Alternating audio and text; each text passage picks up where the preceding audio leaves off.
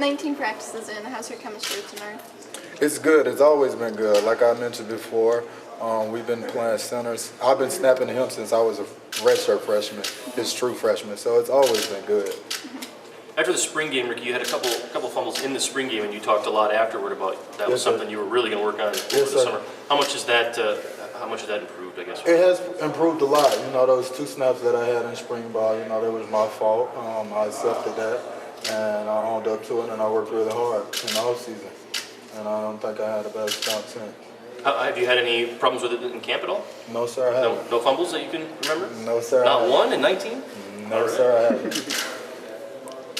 Brady was saying that if they're playing tomorrow, Elliott would probably be starting at left guard. What have you seen out of Mueller that sort of allowed him to stand at that spot? You know, Elliott's been playing at his top performance. Elliott's been playing right tackle. Elliott's been playing left guard, and he's been playing a little center. You know, and Elliott has been doing real good at all of them. Elliott is out there competing, not just Elliott. You know, Joey Brzezinski's out there competing, and Kyle Davis is too. So, you know, it's a dogfight for every position. You talk about your chemistry with Dart, but as the center, you're the captain up there. You make the calls and everything. Has that been the most challenging thing maybe to get back used to again? You know, making all those line calls at the line. No, sir, I don't think so. Honestly, I don't think that has been challenging because I mean I watched Moke do it. Yeah. You know, Moke was a good leader, and you know, just watching him and see how he ran the offense, you know, it kind of rubs off on you.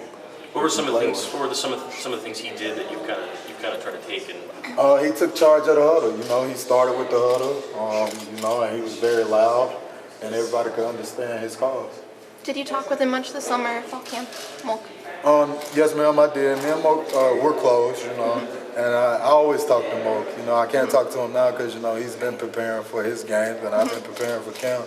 But, you know, in the off season, he came around and we talked, and, you know, he actually helped me work to get my off hand off. So, you know, Moke is he's a good friend. Obviously, you kind of sat behind Dave for 4 years. What's it like now, as a fifth-year senior, knowing that like you're the guy now, and kind of there's the eyes are on you, whereas they were on Dave the last 4 years? That's a tough question because I play left guard.